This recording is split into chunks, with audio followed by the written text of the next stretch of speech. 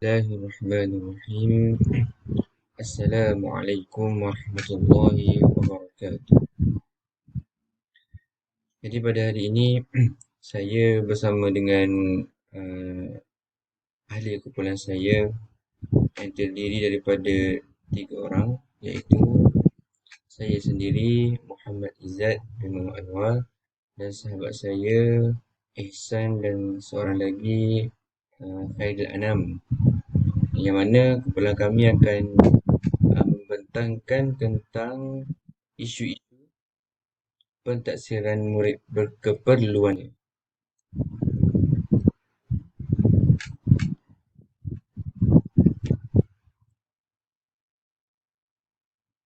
Okay, berikut adalah nama ahli kumpulan kami yang saya sebutkan seperti tadi.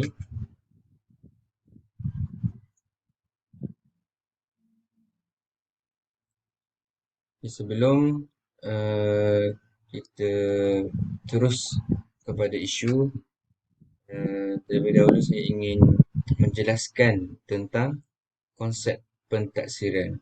Jadi, apakah itu pentaksiran? Jadi, konsep dan definisi pentaksiran. Dalam konteks pendidikan, pentaksiran ini dianggap sebagai pembelajaran yang merangkumi aktiviti menghurai, mengumpul, merekod, memberi skor dan menterjemah maklumat tentang pembelajaran seseorang murid bagi sesuatu tujuan tertentu. Ini Lembaga Peperiksaan Malaysia 2000, tahun 2000. Hasil pentaksiran dinyatakan dalam bentuk skor. Jadi skor ini mestilah sah, dan ia juga mestilah boleh dipercayai untuk memastikan keadilan kepada murid serta mengekalkan kewibawaan institusi pentaksiran. Pentaksiran adalah proses pengumpulan maklumat tentang perkembangan dan kemajuan murid dengan menggunakan pelbagai kaedah yang merupakan sebahagian daripada proses pengajaran dan pembelajaran yang dijalankan secara berterusan. Pentaksiran murid berkeperluan khas adalah suatu usaha untuk memberikan bimbingan pendidikan kepada golongan murid yang berkeperluan khas. Jadi, 7 murid yang kurang upaya lah, yang mana berkeperluan khas lah. Okay. Seterusnya,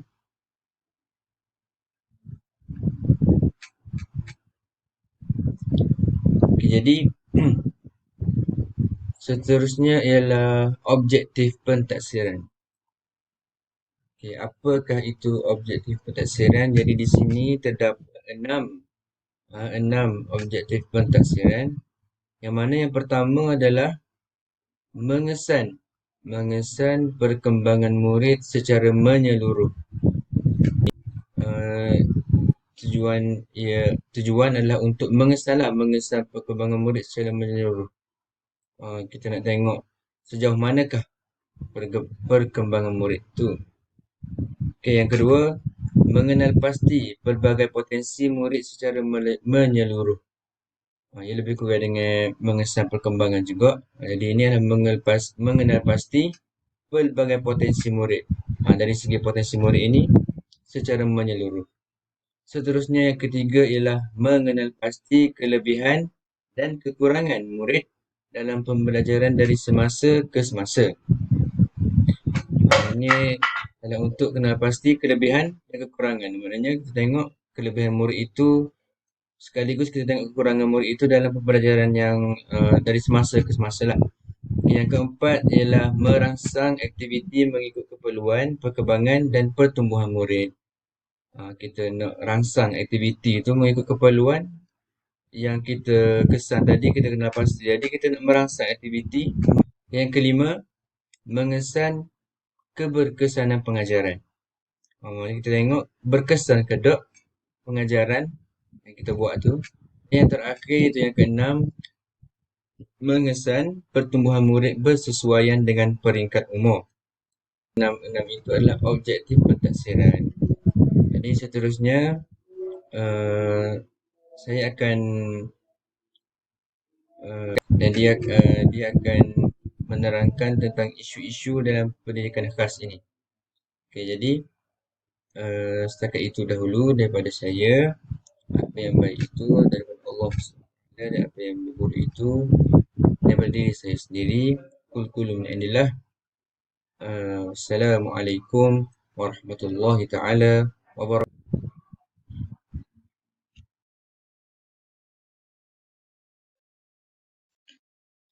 Bismillahirrahmanirrahim. Assalamualaikum warahmatullahi wabarakatuh. Pertama, terima kasih diucapkan kepada sahabat saya Muhammad Izzat bin Muhammad Anwar atas perbentangan beliau sebentar tadi. Seterusnya saya akan menyambung bahagian saya itu, saya akan menerangkan tentang isu-isu yang terdapat dalam pendidikan khas. Seperti yang kita tahu, murid-murid berkeperluan khas ni mereka ada halangan di dalam dari segi panca indera mereka yang menyebabkan mereka tidak dapat belajar seperti pelajar-pelajar yang normal. Jadi disebabkan halangan yang mereka ada dalam panca indera mereka, sama ada halangan dari segi pendengaran, penglihatan, sentuhan dan sebagainya. Jadi disebabkan kekurangan atau halangan mereka itu, jadinya timbul isu-isu dalam pendidikan khas ni, di mana isu-isu ini perlu kita teliti dan perlu kita atasi. Ianya perlu usaha sama semua pihak untuk menangani permasalahan ini. Jadi saya akan menjelaskan, saya akan menyenaraikan beberapa isu dalam pendidikan khas. Yang pertama, halangan panca indera. Salah satu halangan yang dihadapi oleh pelajar OKU dalam mempelajari ilmu agama adalah halangan dalam mengakses maklumat. Contohnya, pelajar cacat penglihatan mereka hanya bergantung sepenuhnya kepada pendengaran dan deria sentuhan dalam menjalani kehidupan mereka. Jika maklumat yang diperolehi mereka adalah salah, maka salahlah pengamalan dalam kehidupan mereka sekiranya tiada yang membetulkannya. Okey, yang pertama kali adalah halangan panca indera. Halangan panca indera ni juga, kalau kita tengok, murid-murid berkeperluan khas ni kadang-kadang mereka ada lebih daripada satu halangan panca indera. Contohnya ada murid yang buta dan bisu. Begitu juga ada murid yang pekak dan bisu tapi boleh melihat. Dan ada juga murid-murid yang cacat kesemua halangan panca indera mereka, sehingga menyukarkan mereka ni untuk belajar seperti pelajar-pelajar yang lain. Jadi halangan yang pertama dalam pendidikan khas adalah halangan panca indera itu sendiri. Para pelajar murid berkeperluan khas ni akan menghadapi permasalahan untuk belajar, dan mereka juga perlu diasingkan di antara jenis halangan panca indera mereka sendiri. Yang kedua adalah kaedah pengajaran yang terhad.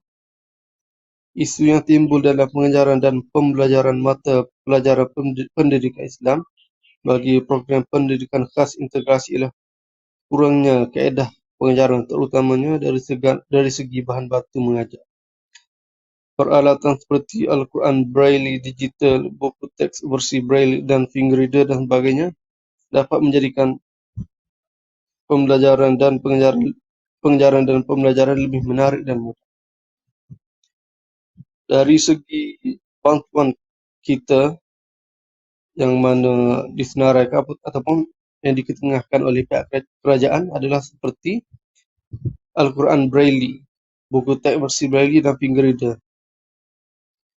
Mereka kesemua ni adalah bahan untuk bantu mengajar, bahan bantu mengajar untuk para pelajar berkeperluan khas ni untuk mudah mereka belajar.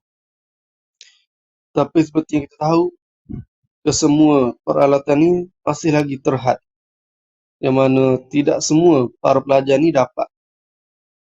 Dan yang pertama, tidak semua para pelajar ni dapat, dan yang kedua, kaedah pengajaran Braille ini masih lagi, bagi pada pendapat saya lah, pada pengamatan dan pemerhatian saya, kaedah pengajaran Braille ini dia tidak dapat apa apa kita dia tidak dapat ilmu pengetahuan ni tidak dapat disampaikan secara sempurna. Contoh, contohlah, contohnya ada 100 100 perkara, tapi melalui pengajaran Braille ini kesemua tu kita tak dapat nak ajar. Maknanya penggunaan Braille ini dalam menyampaikan maklumat ni, dalam menyampaikan ilmu pengetahuan ini masih lagi terhad. Hanya separuh, tidak ataupun lebihlah. Tidak sampai 100%. Sampai 100% lagi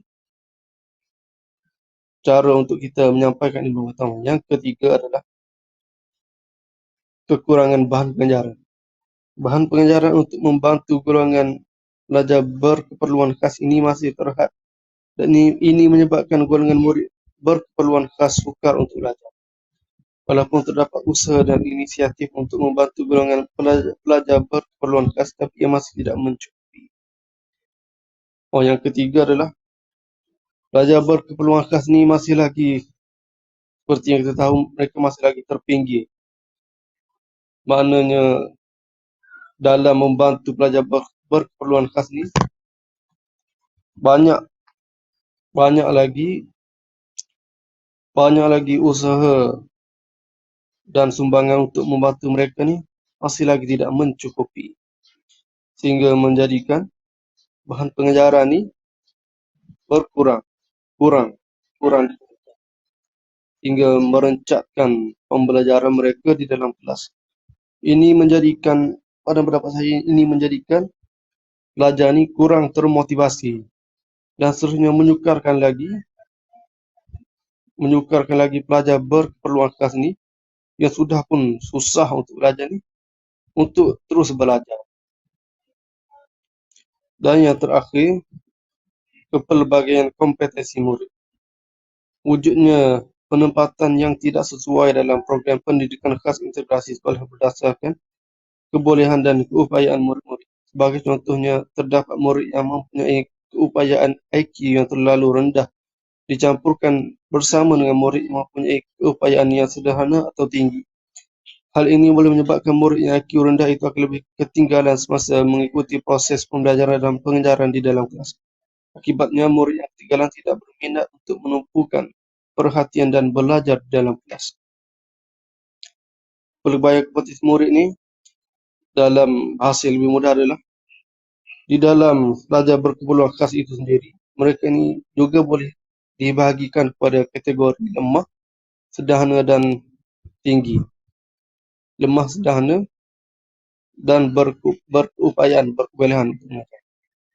Jadi dalam pengajaran pelajar berkeperluan khas ini, mereka ini, dalam pemerhatian saya, mereka ini masih lagi tidak dikelaskan dengan sempurna. Maknanya pelajar 3 tahapan yang berbeza itu dicampurkan sekali.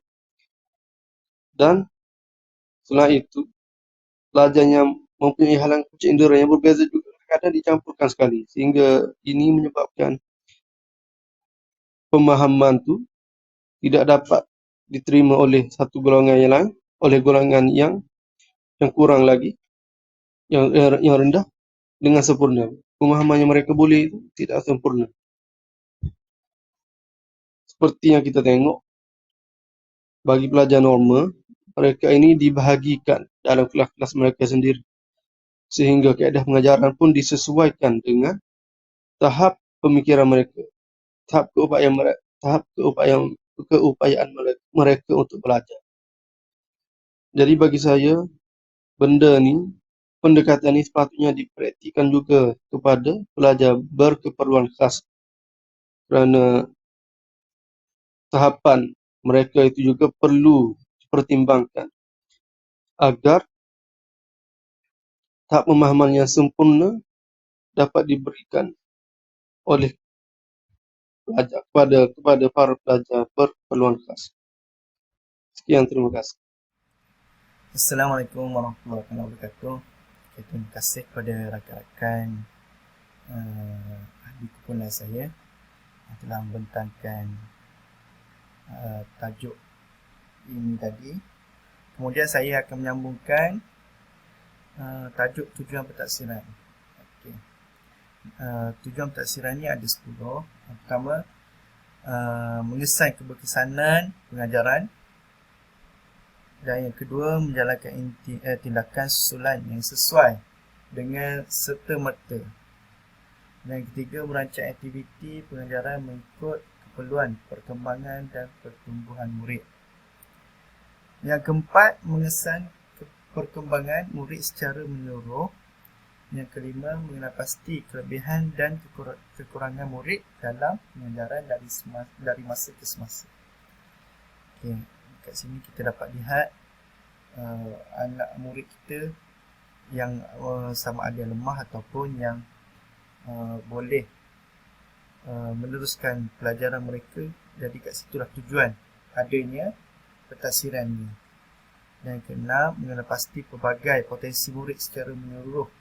Ada seperti yang saya cakap tadi, ada pelajar yang lemah dan ada pelajar yang sederhana dan ada pelajar yang boleh dapat pelajaran itu dengan mudah. Dan yang ketujuh, proses mendapatkan gambaran tentang prestasi seorang murid dalam pembelajaran. Dan yang ke-8, menilai aktiviti yang dijalankan semasa pengajaran dan pembelajaran. Seperti kita adakan kuis ataupun sesi soal jawab dengan pelajar. Itulah untuk kita dapat tahu pelajar tersebut faham ataupun tidak apa yang kita sampaikan. Okay, yang ke-9, mendapat maklumat secara berterusan tentang pengajaran dan pembelajaran. Yang ke-10, memperbaiki pengajaran dan pembelajaran. Okey, seterusnya saya akan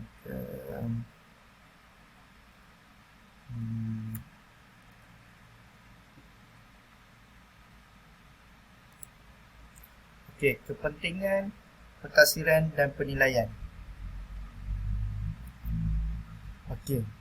Yang pertama, mengenal pasti masalah. Dapat mengesan pelajar sama ada dapat menguasai kemahiran dalam bacaan dan mengira. Dan kedua, guru dapat mengesan punca kelemahan pelajar dan kekuatan pelajar. Dengan mengenal pasti ni kita dapat mengenal pasti masalah ni, kita dapat tahulah pelajar tu lemah ataupun pelajar tu boleh meneruskan potensi dia. Yang ketiga, dapat mengesan pelajar yang berisiko tinggi sama ada perlu diberi rawatan segera. Jika pelajar lemah ni, kita perlu memberi fokus kepada dia dengan lebih mendalam supaya dia dapat bersama kawan-kawan rakan-rakannya untuk meneruskan pembelajaran. Okey. Yang kedua, penempatan. Tahap pencapaian pelajar untuk penempatan seperti kelas khas, pemulihan. Ini bagi pelajar yang lemah lah. Penempatan yang sesuai penting untuk mereka supaya dapat membantu mereka mendapat perkhidmatan yang khusus. Jika ada tempat yang khas ni, kita boleh memberi fokus yang lebih pada dia.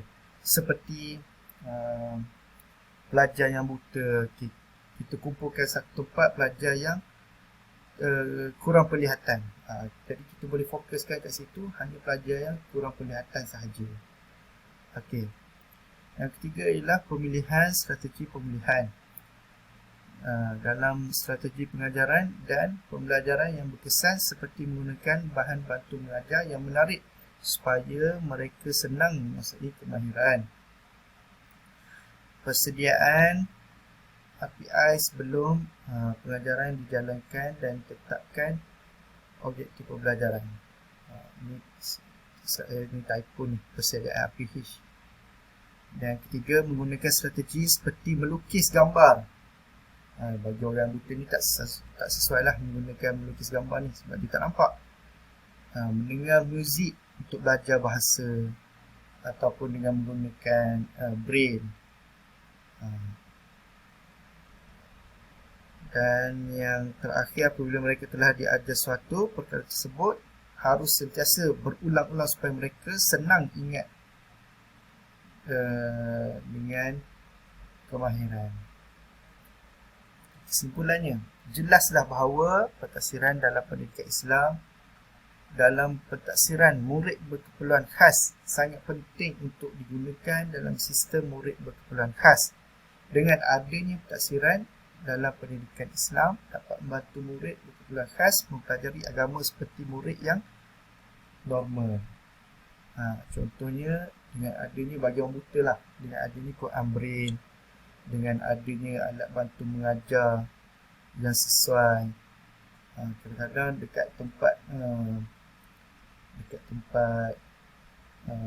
orang kurang pelihatan ni, muridnya ramai tetapi tempat Quran Braille-nya sedikit, ada yang mesin yang menulis perkataan-perkataan Braille tu kurang, jadi mereka terhad untuk melakukan aktiviti tu. Jadi kita perlu memperbanyakkan perkara-perkara macam ni, alat bantu mengajar kepada mereka. Dan sahaja, terima kasih kepada Ustaz Ismail yang telah mengajar kami, dan tidak lupa kepada semua rakan-rakan saya. Wabillahi taufiq wal hidayah. Assalamualaikum warahmatullahi taala wabarakatuh.